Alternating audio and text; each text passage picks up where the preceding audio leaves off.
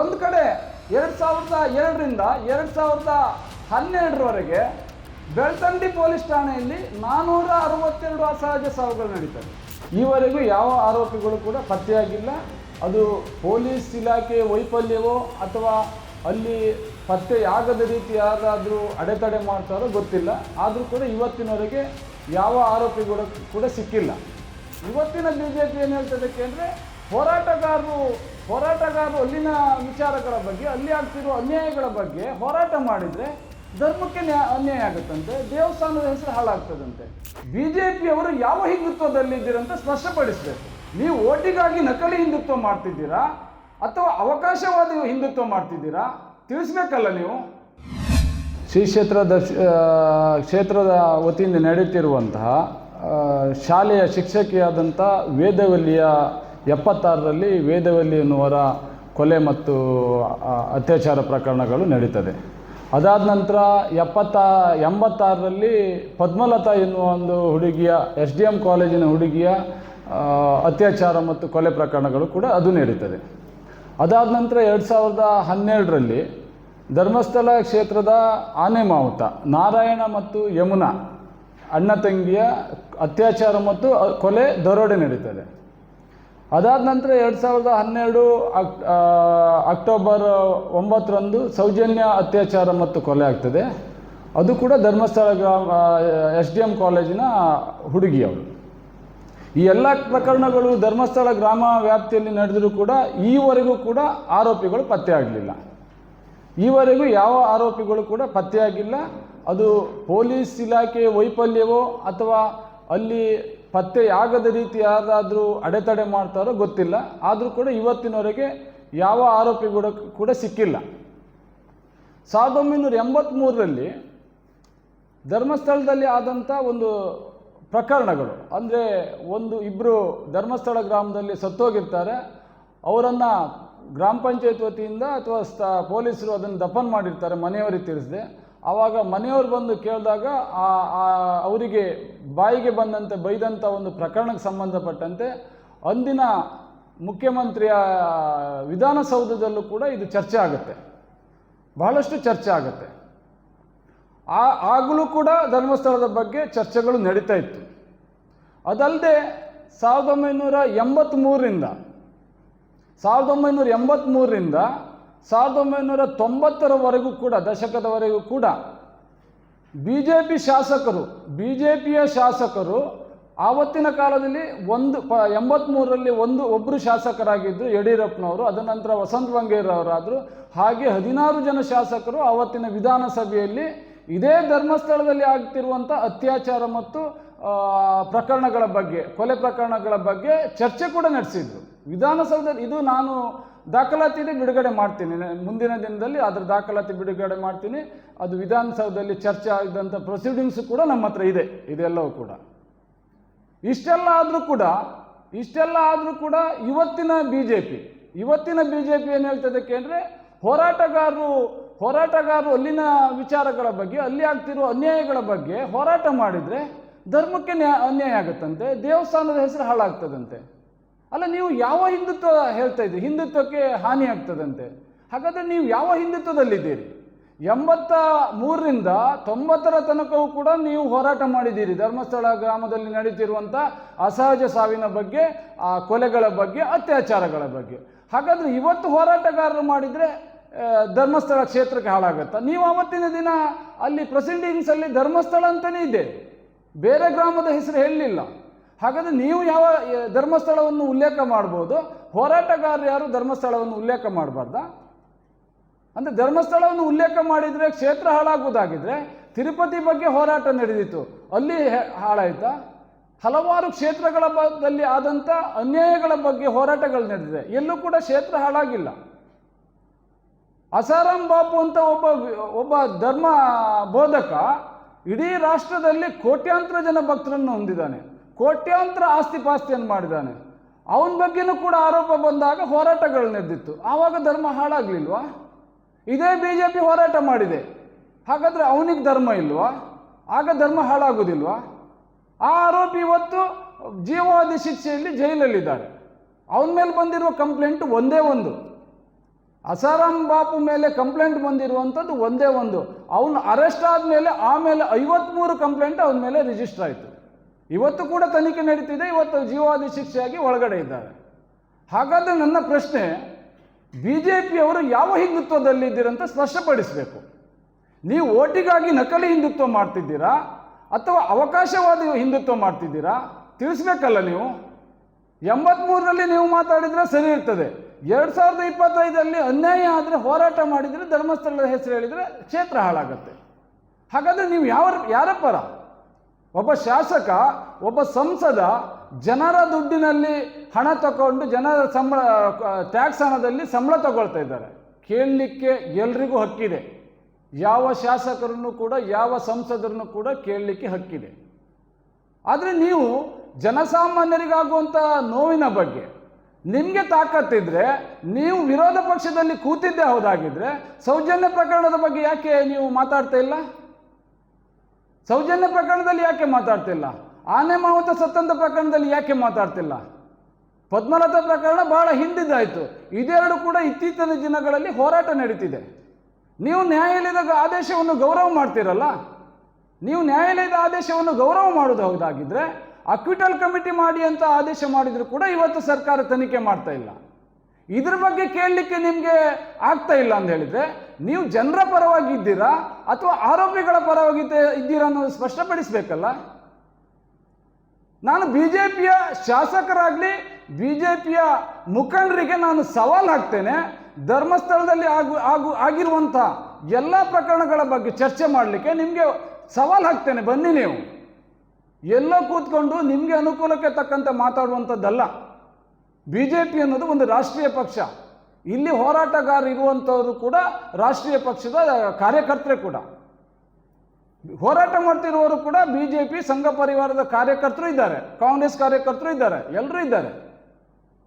ನಿಮಗೆ SDP ಅವರು ಬಂದು ಹೋರಾಟ ಮಾಡಿದರೆ, ನಿಮಗೆ ಇಲ್ಲಿ ಧರ್ಮ ವಿರೋಧಿಗಳಾಗೋದಾದರೆ, SDP ಅವ್ರ ಜೊತೆ ನೀವು ಹೊಂದಾಣಿಕೆ ಮಾಡಿಕೊಂಡು ಅಧಿಕಾರ ಹಿಡಿದಿದ್ದೀರಲ್ಲ, ನೀವು ಯಾವ ಧರ್ಮ ವಿರೋಧಿಗಳು? ನೀವು ಅಧಿಕಾರ ಹಿಡಲಿಲ್ವ? ಮಂಗಳೂರು ಭಾಗದಲ್ಲಿ SDP ಅವ್ರ ಜೊತೆ ಹಿಡ್ಕೊಂಡು ಅಧಿಕಾರ ಹಿಡಿಲಿಲ್ವಾ? ಆಗ ನಿಮಗೆ ಧರ್ಮ ವಿರೋಧಿ ಆಗುದಿಲ್ವಾ? ಧರ್ಮಸ್ಥಳ ಕ್ಷೇತ್ರದಲ್ಲಿ, ಹಿಂದೂ ಧರ್ಮದ ಧರ್ಮಸ್ಥಳ ಕ್ಷೇತ್ರದಲ್ಲಿ ಸರ್ವಧರ್ಮ ಸಮ್ಮೇಳನ ಮಾಡಿ ಅದೇ SDP ಮುಖಂಡರನ್ನ ಅಧ್ಯಕ್ಷನ ಕರೆದು ನೀವು ದೀಪ ಬೆಳಗಿಸ್ತೀರಲ್ಲ, ಆವಾಗ ನಿಮಗೆ ಹಿಂದೂ ಧರ್ಮದ ಅಪಚಾರ ಆಗುದಿಲ್ವಾ? ನೀವು ಪ್ರಶ್ನೆ ಮಾಡಬೇಕಲ್ಲ. ಇವತ್ತು ಮಾನ್ಯ ಸಂಸದರು, ಉಡುಪಿ ಚಿಕ್ಕಮಗಳೂರಿನ ಸಂಸದರು ಯೂಟ್ಯೂಬರ್ ಬಗ್ಗೆ ತನಿಖೆ ಮಾಡಿ ಅಂತ ಇಡಿಗೆ ಬರೀತಾರೆ. ಇದು ಹಾಸ್ಯಾಸ್ಪದ. ಯಾಕಂದರೆ ಈ ಒಂದು ಏನೋ ಬರಿಬೇಕು, ನಾನೊಂದು ಜನ ಆಗಬೇಕು, ಯಾರಿಗೂ ಒಂದು ದೊಡ್ಡವರಾಗಿ ಕಾಣಬೇಕಂದು ಬರಿಬೇಕು ಬಿಟ್ಟರೆ, ಇಡಿ ತನಿಖೆ ಆಗಬೇಕಾದ್ರೆ ಯಾವ ರೀತಿಯಾಗಿರ್ತದೆ, ಅದಕ್ಕೆ ರೂಪುರೇಷೆಗಳೇನು, ಅದಕ್ಕೆ ಆದ ಕಾನೂನುಗಳಿದೆ.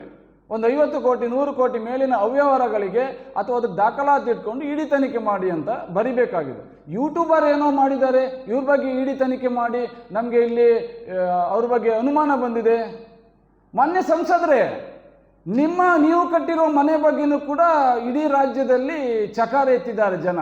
ಫಸ್ಟ್ ನಿಮ್ಮ ಮನೆಯ ಬಗ್ಗೆ ಇಡಿ ತನಿಖೆಗೆ ಹಾಕಿ. ಫಸ್ಟ್ ನಿಮ್ಮ ಮನೆ ಬಗ್ಗೆ ಇಡಿ ತನಿಖೆ ಹಾಕಿ. ಇಡೀ ರಾಜ್ಯದಲ್ಲಿ ಧರ್ಮಸ್ಥಳ ವಿಚಾರದ ಬಗ್ಗೆ, ಸಮಸ್ಯೆ ಆಗಿದ್ರ ಬಗ್ಗೆ ಇಡೀ ರಾಜ್ಯ ಮಾತಾಡ್ಕೊಳ್ತಾ ಇದೆ. ಕ್ಷೇತ್ರದ ಬಗ್ಗೆ ಮಾತಾಡಲಿಲ್ಲ, ದೇವ್ರ ಬಗ್ಗೆ ಮಾತಾಡ್ತಿಲ್ಲ. SKDRP ಸಂಸ್ಥೆ ಬಗ್ಗೆ ಇಡೀ ರಾಜ್ಯದಲ್ಲಿ ಅಪಸ್ವರ ಎತ್ತಿದೆ. ಇದ್ರ ಬಗ್ಗೆ ನೀವು ಇಡಿ ತನಿಖೆಗೆ ಹಾಕಿ. ಇವತ್ತು ಕೂಡ ಕೋಟ್ಯಾಂತರ ರೂಪಾಯಿ ಹಣವನ್ನು ಮೊನ್ನೆ ಮೋದಿ ಸರ್ಕಾರ ಕ್ಯಾಶ್ಲೆಸ್ ಅಂತ ಒಂದು ಆದೇಶವನ್ನು ಹೊರಡಿಸಿದೆ. 2 ಲಕ್ಷಕ್ಕಿಂತ ಮೇಲೆ ಹಣ ವ್ಯವಹಾರ ಇದ್ದರೆ ಕ್ಯಾಶಲ್ಲಿ ತಗೊಳ್ಬಾರ್ದಂತಿದೆ.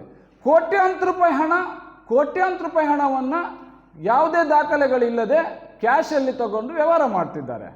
ಹಾಗಾದರೆ ಇದ್ರ ಬಗ್ಗೆ ನೀವು ತನಿಖೆ ಮಾಡಿಸ್ಲಿಕ್ಕೆ ಆದೇಶ ಮಾಡಲಿಕ್ಕೆ ಹೇಳಬೇಕಲ್ಲ ಮಾನ್ಯ ಗೃಹ ಸಚಿವರಿಗೆ, ಕೇಂದ್ರ ಗೃಹ ಸಚಿವರಿಗೆ.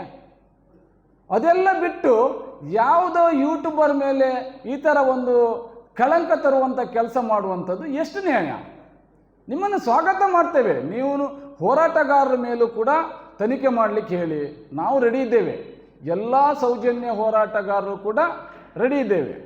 ಎಲ್ಲ ಸೌಜನ್ಯ ಹೋರಾಟಗಾರರು ಕೂಡ ತನಿಖೆ ಮಾಡ್ಕೊಳ್ಳಿಕ್ಕೆ ರೆಡಿ ಇದ್ದೇವೆ. ತನಿಖೆ ಮಾಡಿ, ತನಿಖೆಯನ್ನು ಸ್ವಾಗತ ಮಾಡ್ತೇವೆ. ಆದರೆ ನಿಮ್ಮ ಒಂದು ಕಡೆ ಇರುವಂಥ ತನಿಖೆ ಇದೆಯಲ್ಲ, ಅದನ್ನು ನಿಲ್ಲಿಸಿ.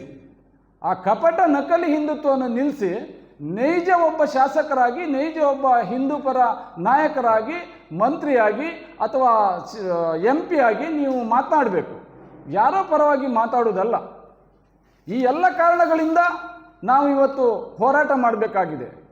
ಒಂದು ವೇಳೆ ಜನಪ್ರತಿನಿಧಿಗಳು ಸರಿ ಇದ್ದಿದ್ರೆ ಇವತ್ತು ವಿಧಾನಸೌಧದಲ್ಲಿ ಅವರ ಸೌಜನ್ಯ ಪರವಾಗಿ ಅವರು ಕೂಗಿದ್ದಿದ್ರೆ ಅಥವಾ ನಾರಾಯಣ ಯಮುನ ಪರವಾಗಿ ಅವರು ಕೂಗಿದ್ದಿದ್ರೆ, ಜನಸಾಮಾನ್ಯರ ಸಮಸ್ಯೆಗಳ ಬಗ್ಗೆ ಕೂಗಿದ್ದಿದ್ರೆ ನಾವು ಸ್ವಾಗತ ಮಾಡ್ತಿದ್ದೀವಿ.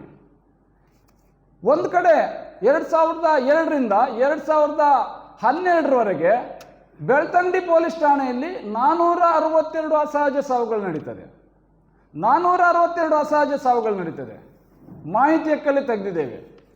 ಒಂದು ಕಡೆ ಗ್ರಾಮ ಪಂಚಾಯತ್ನವ್ರು ಹೇಳ್ತಾರೆ, ನಾವು ಗ್ರಾಮ ಪಂಚಾಯತ್ ಆದಂದಿನಿಂದ ಇವತ್ತಿನವರೆಗೆ 269 ಅಸಹಜ ಸಾವಿನ ಹೆಣವನ್ನು ದಫನ್ ಮಾಡಿದ್ದೇವೆ ಅಂತ ಹೇಳ್ತಾರೆ. ನನಗೆ ಇಷ್ಟ ನಂದಿನಿ ತುಪ್ಪ, ಶುದ್ಧ ತುಪ್ಪ ಅಂದ್ರೆ ನಂದಿನಿ. ಒಂದು ಪ್ರಕರಣದಲ್ಲಿ 2010ರಲ್ಲಿ ಶರಾವತಿ ವಸತಿ ಗೃಹದಲ್ಲಿ ಒಂದು ಹುಡುಗಿಯ ಕೊಲೆ ಆಗ್ತದೆ. ನಾವು ಕೊಟ್ಟಿದ್ದಲ್ಲ, ಪೊಲೀಸ್ ಇಲಾಖೆ ಕೊಟ್ಟಿರುವಂಥದ್ದು. ಪೊಲೀಸ್ ಇಲಾಖೆ ದಾಖಲೆ ಹೇಳ್ತದೆ. ಕ್ರೈಮ್ ನಂಬರು ಕೂಡ ಇದೆ 83/2010ರಲ್ಲಿ ಕ್ರೈಮ್ ನಂಬರು ಕೂಡ ಇದೆ. ಪ್ರಕರಣ ದಾಖಲಾಗ್ತದೆ. ಈ ಪ್ರಕರಣದಲ್ಲಿ ಯಾವುದೇ ತನಿಖೆಗಳಾಗುವುದಿಲ್ಲ. ಒಂದು ಕೊಲೆ 302 ಸೆಕ್ಷನ್ 302/201 2 ಸೆಕ್ಷನ್ಗಳನ್ನು ಹಾಕ್ತಾರೆ. 2 ಸೆಕ್ಷನ್ಗಳನ್ನು ಹಾಕ್ತಾರೆ. ಕೊಲೆ ಆಗಿರುತ್ತೆ, ಆದರೆ ಇವತ್ತು ಕೂಡ ತನಿಖೆ ಇಲ್ಲ. ಬೆಳಿಗ್ಗೆ ಹೆಣ ಸಿಗ್ತದೆ, ಮಧ್ಯಾಹ್ನ ಅದನ್ನು ದಹನ ಮಾಡ್ತಾರೆ, ಅದನ್ನೇ ಸುಡ್ತಾರೆ. ಇದನ್ನೆಲ್ಲ ಯಾರು ಕೇಳಬೇಕಾಗಿದ್ದು? ಶಾಸಕರ ನಿಮಗೆ ಇದು ಗೊತ್ತಿಲ್ವಾ? ಅಲ್ಲಿ ನಡೀತಿರುವ ಅನಾಚಾರಗಳ ಬಗ್ಗೆ ನಿಮಗೆ ಗೊತ್ತಿಲ್ವಾ? ಮಂತ್ರಿಗಳೇ ನಿಮ್ಗೆ ಗೊತ್ತಿಲ್ವಾ? ಮೊನ್ನೆ ಲೋಕಸಭಾ ಸದಸ್ಯರ ಇದ್ರ ಬಗ್ಗೆ ನಿಮ್ಗೆ ಗೊತ್ತಿಲ್ವಾ? ಎಲ್ಲವೂ ನಿಮ್ಗೆ ಗೊತ್ತಿದೆ. ನೀವು ಯಾರನ್ನೋ ಉಳಿಸ್ಲಿಕ್ಕೆ ಹೋಗಿ, ಯಾರ್ದೋ ಒಂದು ರಕ್ಷೆ ತಗೊಳ್ಲಿಕ್ಕೆ ಹೋಗಿ ನೀವು ಈ ರೀತಿಯಾದ ಆರೋಪಗಳನ್ನು ಹೋರಾಟಗಾರರ ಮೇಲೆ ಮಾಡ್ತಾ ಇದ್ದೀರಿ. ನಿಮಗೆ ನೆನಪಿರಲಿ, ನೀವು 2083ರಿಂದ 90ರವರೆಗೂ ಅದರ ನಂತರವೂ ಕೂಡ ಧರ್ಮಸ್ಥಳದ ಬಗ್ಗೆ ನೀವು ಹೋರಾಟ ಮಾಡ್ಬೋದಂತ ಹೇಳಿ ಆದರೆ ನಾವ್ಯಾಕೆ ಅನ್ಯಾಯ ಆದಾಗ ಧರ್ಮಸ್ಥಳದ ವಿಷಯ ಎತ್ಕೊಂಡು ಹೋರಾಟ ಮಾಡಬಾರ್ದು? ಎಲ್ಲಿ ಹಿಂದುತ್ವಕ್ಕೆ ತೊಂದರೆ ಆಗಿದೆ, ಎಲ್ಲಿ ಅನ್ಯಾಯ ಆಗಿದೆ, ಎಲ್ಲಿ ಧರ್ಮ ವಿರೋಧಿ ಆಗ್ತದೆ, ಎಲ್ಲಿ ದೇವಸ್ಥಾನಕ್ಕೆ ವಿರೋಧಗಳಾಗ್ತದೆ ತಿಳಿಸ್ಬೇಕಲ್ಲ ನೀವು. ಅಂದರೆ ನಿಮ್ಗೊಂದು ಹಿಂದುತ್ವ, ಬೇರೆಯವರಿಗೊಂದು ಹಿಂದುತ್ವನಾ? ಹಿಂದುತ್ವವನ್ನು BJPಗೆ ಯಾರು ಮಾರಾಟ ಮಾಡಲಿಲ್ಲ. ನಾನು ಕೂಡ ಹಿಂದೂ ಧರ್ಮಕ್ಕಾಗಿ ಕೆಲಸ ಮಾಡಿದವನೇ. ನಮ್ಮ ಹೋರಾಟಗಾರರೆಲ್ಲೂ ಕೂಡ ಹಿಂದೂ ಧರ್ಮಕ್ಕಾಗಿ ಕೆಲಸ ಮಾಡಿದವರೇ. ಮಹೇಶಣ್ಣನು ಕೂಡ ಪಕ್ಕ ಹಿಂದುತ್ವವಾದಿ. ಹಿಂದುತ್ವಕ್ಕಾಗಿ ಎಷ್ಟೋ ಕೇಸ್ಗಳನ್ನ ಹಾಕ್ಕೊಂಡಿದ್ದಾರೆ, ಎಷ್ಟೋ ಹೋರಾಟಗಳನ್ನು ಮಾಡಿದ್ದಾರೆ. ಅಂದರೆ ನಿಮಗೆ ಅನ್ಯಾಯದ ವಿರುದ್ಧ ಹೋದರೆ ನಿಮಗೆ ಹಿಂದುತ್ವ ವಿರೋಧಿ ಆಗ್ತದೆ. ನಿಮಗೆ ತಾಕತ್ತಿಲ್ಲ ಯಾರೋ ಒಬ್ಬ ಅನ್ಯಾಯ ಆಗ್ತಿರುವುದನ್ನು ಪ್ರಶ್ನೆ ಮಾಡಲಿಕ್ಕೆ. ವಿಧಾನಸೌಧದಲ್ಲಿ, ವಿಧಾನಸಭೆಯಲ್ಲಿ, ಲೋಕಸಭೆಯಲ್ಲಿ ಪ್ರಶ್ನೆ ಮಾಡಲಿಕ್ಕೆ ತಾಕತ್ತಿಲ್ಲ. ನೀವು ಇಷ್ಟು ಜನ ಶಾಸಕರಿದ್ದೀರಿ, BJPಯವರು ಇಷ್ಟು ಜನ ಲೋಕಸಭಾ ಸದಸ್ಯರಿದ್ದೀರಿ. ನಿಮಗೆ ತಾಕತ್ತಿದ್ರೆ ಧರ್ಮಸ್ಥಳದಲ್ಲಿ ಆಗಿರುವಂಥ ಇಷ್ಟು ಪ್ರಕರಣ ಬಗ್ಗೆ ವಿಧಾನಸೌಧದಲ್ಲಿ ಚರ್ಚೆ ಮಾಡಿ. ಜನಸಾಮಾನ್ಯರಿಗಾಗ್ತಿರೋ ಅನ್ಯಾಯದ ಬಗ್ಗೆ ವಿಧಾನಸೌಧದಲ್ಲಿ ಚರ್ಚೆ ಮಾಡಿ, ಲೋಕಸಭೆಯಲ್ಲಿ ಚರ್ಚೆ ಮಾಡಿ. ಅದನ್ನು ಬಿಟ್ಕೊಂಡು ನೀವು ಹೇಳ್ತೀರಲ್ಲ ಬೀದಿ ಹೋರಾಟ ಮಾಡ್ತೀರಿ. ನಾವು ಬೀದಿ ಹೋರಾಟ ಮಾಡಿದ್ರೆ ನಾವು ವಿಧಾನಸೌಧದಲ್ಲಿ ಬಂದು ಕೂತ್ಕೊಂಡು ಮಾತಾಡ್ಲಿಕ್ಕೆ ಆಗೋದಿಲ್ಲ. ನಿಮಗೆ ಅಧಿಕಾರ ಇದೆ, ಅವಕಾಶ ಇದೆ, ಅಲ್ಲಿ ಮಾಡಿ ನೀವು ಹೋರಾಟವನ್ನು. ಅದನ್ನು ಬಿಟ್ಕೊಂಡು ನೀವು ಬೀದಿಯಲ್ಲಿ ಸ್ಟೇಟ್ಮೆಂಟ್ ಕೊಡಬೇಡಿ. ನೀವೊಂದು ಯಾರಿಗೋ ಲೆಟರ್ ಬರೆದು ಕೂಡಲೇ ನ್ಯಾಯ ಸಿಗ್ದಾಗ ಆಗೋದಿಲ್ಲ. ನೀವು ಇದೇ ಸೌಜನ್ಯಗಳಿಗಾಗಿ ಒಂದು ಹೋರಾಟ ಮಾಡಿದಿರಿ, ಕಣ್ಣೋಡಿಸುವ ಒಂದು ತಂತ್ರ ಮಾಡಿದ್ದೀರಿ, ಹೋರಾಟ ಮಾಡಿದ್ದೀರಿ. ಆ ನಂತರ ಎಲ್ಲೋಯ್ತು ನಿಮ್ಮ ಹೋರಾಟ? ನಿನ್ನೆ ದಿನ ಇನ್ನು ಒಂದು ವಾರದ ಹಿಂದೆ ಒಂದು ಪ್ರಕರಣ ನಡೆಯಿತು ವಿಧಾನಸಭೆಯಲ್ಲಿ. ಏನು ವಿಡಿಯೋವನ್ನು ಕಟ್ ಪೇಸ್ಟ್ ಮಾಡಿ ಅರ್ಧ ವಿಡಿಯೋ ಹಾಕಿ ಮಹೇಶ್ ಶೆಟ್ಟರನ್ನ ಬಂಧಿಸಬೇಕು ಅಂತ ಆಯಿತು. ಸತ್ಯಾಂಶ ಗೊತ್ತಾದಾಗ ಅಲ್ಲಿಯ ಶಾಸಕರು, ಬೆಳ್ತಂಗಡಿ ಶಾಸಕರು ಹರೀಶ್ ಪುಂಜ್ ಅವರು ಇಷ್ಟು ಸಮಯದ ಎಷ್ಟೋ 3 ವರ್ಷಗಳ ಹೋರಾಟದ ನಂತರ ನಿನ್ನೆ ಸೌಜನ್ಯ ಪ್ರಕರಣವನ್ನು ನೀವು ಮರು ತನಿಖೆ ಮಾಡಿ ಅಂತ ಹೇಳ್ತಾರೆ. ಇಷ್ಟು ದಿನ ನೀವು ಅಧಿವೇಶನದಲ್ಲಿ ಪಾಲ್ಗೊಳ್ಳಿಲ್ವಾ ಶಾಸಕರೇ?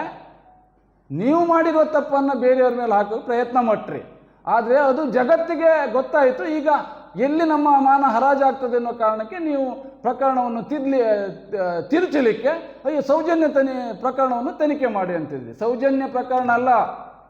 ನಿನ್ನೆ ದಿನ ಧರ್ಮಸ್ಥಳ ಪೊಲೀಸ್ ಸ್ಟೇಷನ್ ಅವರು ಒಂದು ಮಾಹಿತಿ ಕಲ್ ತೆಗೆದಿದ್ದೇವೆ. 2015ರಿಂದ 2025ರವರೆಗೆ 262 ಅಸಹಜ ಸಾವು ಕೂಡ ಅಲ್ಲೂ ಕೂಡ ನಡೆದಿದೆ. ಅದೇ ಯೋಚನೆ ಮಾಡಿ, 2010ರಿಂದ 2002ರಿಂದ 2012ರವರೆಗೆ 462 ಅಸಹಜ ಸಾವು, 2015ರಿಂದ 2025ರವರೆಗೆ 262 ಅಸಹಜ ಸಾವು, 1990ರಿಂದ 2025ರವರೆಗೆ 279 ಹೆಣಗಳನ್ನು ಪಂಚಾಯತ್ ಹುಗ್ದಿರುವಂಥದ್ದು. ಏನಾಗ್ತಿದೆ ಹಾಗಾದರೆ ಧರ್ಮಸ್ಥಳದಲ್ಲಿ? ಕೇಳಬೇಕಲ್ಲ ನಾವು. ಇದನ್ನು ಕೇಳಿದರೆ ನಾವು ಹಿಂದೂ ವಿರೋಧಿಗಳಾಗ್ತೀವ, ಧರ್ಮಕ್ಷೇತ್ರದ ವಿರೋಧಿಗಳಾಗ್ತೀವ? ನಾವು ನಂಬುದು ಕೂಡ ಅಣ್ಣಪ್ಪ ಮಂಜುನಾಥನನ್ನೇ. ನಮಗೆ ಎಲ್ಲೂ ಕೂಡ ದೈವ ದೇವರುಗಳ ವಿರೋಧಗಳಿಲ್ಲ. ಅಲ್ಲಿ ಆಗ್ತಿರುವ ಸಮಸ್ಯೆಗಳ ಬಗ್ಗೆ, ಅಲ್ಲಿ ಆಗ್ತಿರುವ ಅತ್ಯಾಚಾರಗಳ ಬಗ್ಗೆ ನಾವು ಹೋರಾಟ ಮಾಡ್ತಿದ್ದೇವೆ.